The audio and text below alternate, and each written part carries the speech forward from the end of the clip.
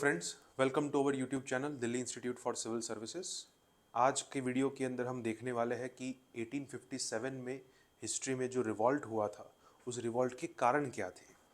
तो सबसे पहले मैं आपको थोड़ा ब्रीफ बैकग्राउंड दे देता हूँ कि रिवॉल्ट है क्या। जैसे कि आप सबको पता है कि इंडिया के अंदर ब्रिटिश ईस्ट इंडिया कंपनी ने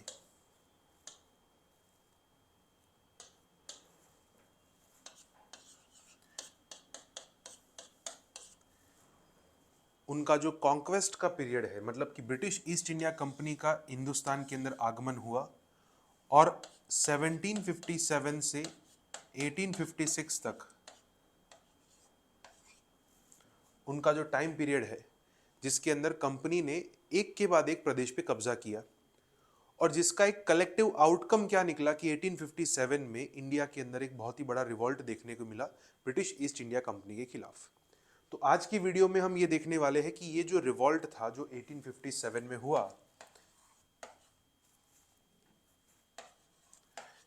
इस रिवॉल्ट के कारण क्या थे।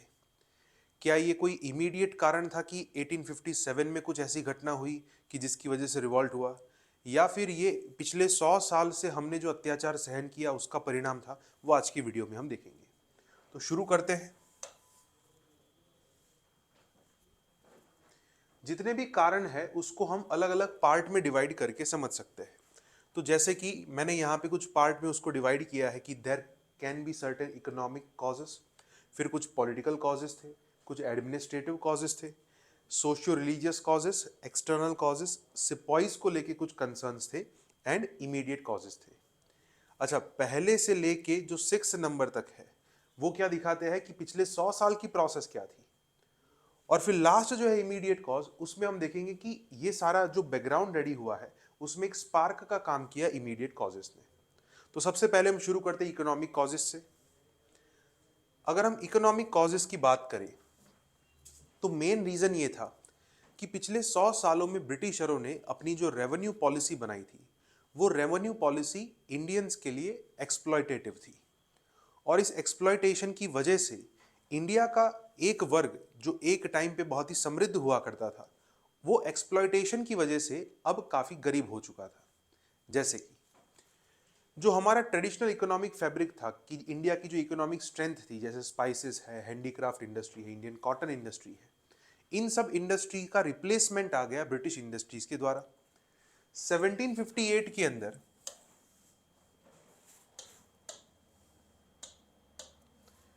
1758 से ब्रिटेन में इंडस्ट्रियल रिवॉल्यूशन की शुरुआत होती है, और इस ब्रिटिश इंडस्ट्रियल रिवॉल्यूशन की वजह से इंडिया की जो इंडस्ट्रीज थी उसका एक रिप्लेसमेंट आ गया, और इस रिप्लेसमेंट की वजह से हमारे यहाँ पे जितने भी लोग एम्प्लॉयड थे उनकी एम्प्लॉयमेंट जो है वो चली गई।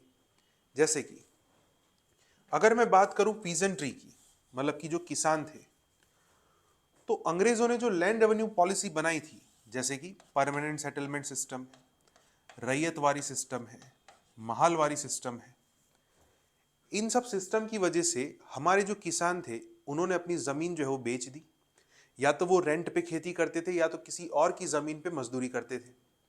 तो इसीलिए हम देखते हैं कि जब इंडिया आज़ाद हुआ तो ज़्यादातर ज़मीन जो है वो किसके पास थी, वो ज़मींदारों के पास थी। तो ये सारी सिस्टम्स की वजह से किसान जो है वो बेरोजगार हो गए या गरीब हो गए। फिर उसके बाद अगर हम हैंडीक्राफ्ट एंड आर्टिस्ट की बात करें तो सीधी बात है कि भाई पहले आर्टिस्ट जो थे उनको काम मिलता था। क्यों? क्योंकि राजाओं के पास पैसा बहुत था। तो राजा अगर खुश होकर अपनी बीवी के लिए कुछ बनाना चाहता है, या राजा मान लो कि खुद के लिए कोई आर्किटेक्चर का निर्माण करवाना चाहता है, तो उसके पीछे खर्चा भी तो होगा। वो खर्चा राजा तभी बेयर कर पाएगा जब उसके खुद के पास पैसा होगा। ब्रिटिशरों की पॉलिसी की वजह से हुआ ये कि एक के बाद एक राजाओं का जो प्रदेश था वो उनके पास से छीन लिया गया। अलग अलग पॉलिसीज, जैसे कि हम देखते हैं कि सब्सिडियरी अलायंस पॉलिसी है, पॉलिसी ऑफ एनेक्सेशन है, इन सब चीज़ों की वजह से राजाओं के पास अब उतनी वेल्थ नहीं रही जितनी पहले हुआ करती थी। अब जब किसी राजा के पास बेर मिनिमम एक्सपेंस स्पेंड करने के लिए ही पैसा है तो वो आर्ट एंड आर्किटेक्चर के पीछे पैसा खर्च नहीं करेगा। पहले क्या हुआ करता था कि राजा अगर मान लो खुश हो गए तो किसी पेंटर को बुलवा के पेंटिंग बनवा दी, और पेंटिंग अगर अच्छी बनी है तो खुश होकर बहुत सारी चीज़ें जो उसको गिफ्ट में दे दी। इसकी वजह से होता ये था कि जितने भी आर्टिस्ट थे उनका गुजारा चलता था, लेकिन अब जब राजाओं के पास ही पैसा नहीं है तो आर्टिस्ट का गुजारा कहाँ से होगा। तो जो आर्टिस्ट थे हैंडीक्राफ्ट में जो इन्वॉल्व थे वो भी बेरोजगार हो गए। फिर उसके बाद अगर हम ट्रेड एंड मर्केंटाइल क्लास की बात करें तो इंडिया में इंडियन इंडस्ट्रियल रिवॉल्यूशन आते आते एक नया मर्केंटाइल क्लास पैदा हुआ जो ब्रिटिशरों के प्रति ज्यादा वफादार था। जैसे फॉर एग्जाम्पल कि अगर मैं यूं कहूं कि ब्रिटेन में जब इंडस्ट्रियल रिवॉल्यूशन चल रही थी तो उस टाइम पे उनका गोल ये था कि इंडियन इंडस्ट्रीज को रिप्लेस करना है। दैट मीन्स इंडिया का जो इंडस्ट्रियलिस्ट क्लास होगा which was the competition for the British industrial class, तो मतलब कि दोनों जो है वो सेम लेवल पे है। अब हुआ ये कि ब्रिटिश इंडस्ट्रियल रिवॉल्यूशन के कुछ प्रॉपर्टीज या कुछ फीचर्स ऐसे थे कि जो जब इंडिया में इंडस्ट्रियल रिवॉल्यूशन के तौर पे ब्रिटिश इंडस्ट्रियलिस्ट आए तो Indian industrialist were replaced with new mercantile class. और ये न्यू मर्केंटाइल क्लास जो है वो किसके प्रति वफादार था? ब्रिटिशरों के प्रति वफादार था। तो दूसरी चीज ये है कि भाई नया मर्केंटाइल क्लास जो है वो ब्रिटिशरों के प्रति ज्यादा वफादार था, उसकी वजह से भी इंडियन इंडस्ट्रियलिस्ट को नुकसान हुआ। और फिर एक ये भी तो है कि भाई जमींदार जितने भी थे वो ब्रिटिशरों के प्रति ज्यादा वफादार थे, क्योंकि उनका पर्पज ही यही था ब्रिटिशरों का कि जमींदारी जो है वो हमारे प्रति लॉयल रहे। तो ये कॉजेस थे इकोनॉमी के पर्सपेक्टिव से कि क्यों इंडिया में रिवॉल्ट हुआ। इकोनॉमी के पर्सपेक्टिव से इतने नुकसान हुए हमको एक 100 साल के अंदर।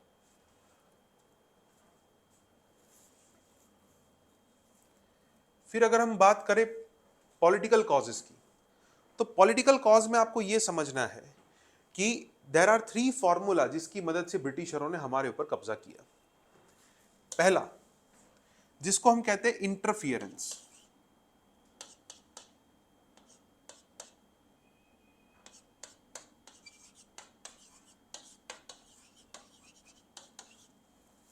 इंटरफियरेंस बार बार हमारे पॉलिटिकल एंड इकोनॉमिक अफेयर्स के अंदर ब्रिटिशरों ने इंटरफियरेंस किया और उसका फायदा उनको ज्यादा मिला, पहली चीज। सेकंड, सब्सिडियरी अलायंस, जिससे इनडायरेक्टली हम ब्रिटिशरों के गुलाम होते गए। और थर्ड जो डेलाउसी लेके आया जिसको हम कहते हैं पॉलिसी ऑफ एनेक्सेशन। ये 3 चीजों की वजह से हुआ है कि राजा जो है उनका जो राजा का पद है वो किसको चला गया? ब्रिटिश ईस्ट इंडिया कंपनी को। उसी के साथ साथ जैसे हम देखते हैं कि जब भी कंपनी किसी के साथ युद्ध करती थी वो युद्ध के अंत में हमारे साथ वो ट्रिटी साइन करते थे। उस ट्रिटी में लिखा हुआ होता था कि भाई ट्रिटी जो है वो कोई तोड़ेगा नहीं और हम जो है वो आपको प्रोटेक्ट करेंगे, आप हमें प्रोटेक्ट करेंगे। लेकिन ये प्रॉमिस जो है वो निभाने का जो रिचुअल है वो इंडिया में फॉलो होता है, वेस्टर्न कंट्रीज में फॉलो नहीं होता। हमारे यहाँ पे ये है कि प्राण जाए पर वचन ना जाए, है ना। वेस्टर्न कंट्रीज में ये है कि भाई कुछ भी जाए लेकिन प्राण ना जाए। तो ये जो प्रॉमिस निभाने का सिलसिला है वो इंडियंस जिस लेवल पे निभाते थे ब्रिटिशर उस लेवल पे नहीं निभाते थे। So these became the political causes for the revolt.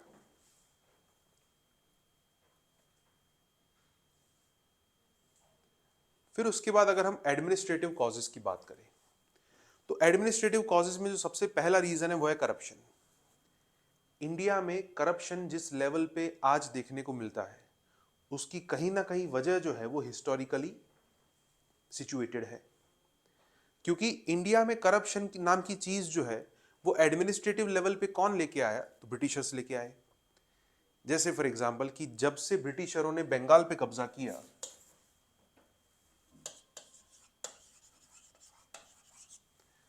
तब से बंगाल के अंदर फेमाइंस की शुरुआत हुई। वो फेमाइंस का मतलब ये होता है कि it is one kind of man made food shortage. तो ये फेमाइंस की फ्रीक्वेंट सिचुएशंस क्यों आती है? क्योंकि तभी से ब्रिटिश कॉन्क्वेस्ट का पीरियड जो है वो स्टार्ट होता है। सिंपल सी चीज है। सो द रीजन इज कि करप्शन, फिर उसके बाद equality before law which was on paper उन्होंने इक्वालिटी बिफोर लॉ बनाया था, बट इन प्रैक्टिस वो चीज जो है वो फॉलो नहीं होती थी। जैसे कि सिविल सर्विस में हम देख सकते थे कि भाई 2 क्लास थे, कोवेनेंटेड, नॉन कोवेनेंटेड। तो हायर सिविल सर्विसेज जो है वो सिर्फ ब्रिटिशरों के लिए रिजर्व हुआ करती थी, इंडियंस वहां पे नहीं जा सकते थे। तो इक्वालिटी बिफोर लॉ वो कानून में लेके आए लेकिन उसको प्रैक्टिकली इंप्लीमेंट नहीं करते थे। ठीक उसी तरीके से जो जुडिशियल प्रोसीडिंग्स की अगर हम बात करें तो इंडियन केसेस डिस्पोज होने में काफी टाइम लगता था, जबकि यूरोपियन केसेस जो है वो जल्दी डिस्पोज होते थे। और दूसरी चीज ये है कि जैसे सब्सिडियरी अलायंस नाम की सिस्टम आई कि जिसकी वजह से इंडिया के जो सोल्जर्स थे उनको रिप्लेस किया किसने, ब्रिटिश सोल्जर्स ने। तो हमारे बीच में अनएम्प्लॉयमेंट का रेशियो जो है वो इंक्रीज होगा, सीधी बात है। So these are the administrative causes कि जिसकी वजह से रिवॉल्ट हुआ।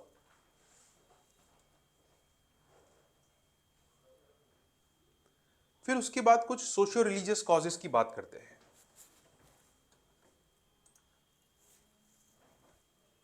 अगर हम सोशियो रिलीजियस कॉजेस की बात करें तो एक तो यह है कि भाई रिवॉल्ट से जस्ट पहले पहले इंडिया में नए सोशल रिफॉर्म्स की शुरुआत हुई, और ये सोशल रिफॉर्म्स इस नेचर के थे कि इंडियंस में से बहुत सारे लोगों को ये पसंद नहीं आया।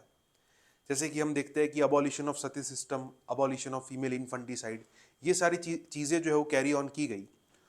अब चलो ठीक है, ये समाज के लिए अच्छा है, लेकिन उस वक्त का समाज जो है वो रिफॉर्म्स एक्सेप्ट करने को रेडी नहीं है।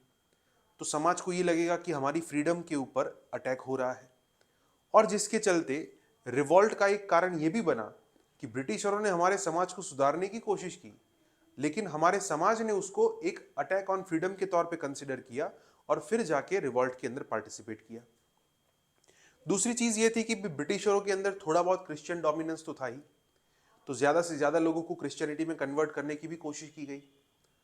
अच्छा, ये सारी चीजें हो ही रही थी, उसके चलते दो नए रेगुलेशंस आए। पहला, 1856 के अंदर रिलीजियस डिसेबिलिटीज एक्ट आया, जिसके द्वारा मंदिर और मस्जिद के ऊपर टैक्स लगाया गया।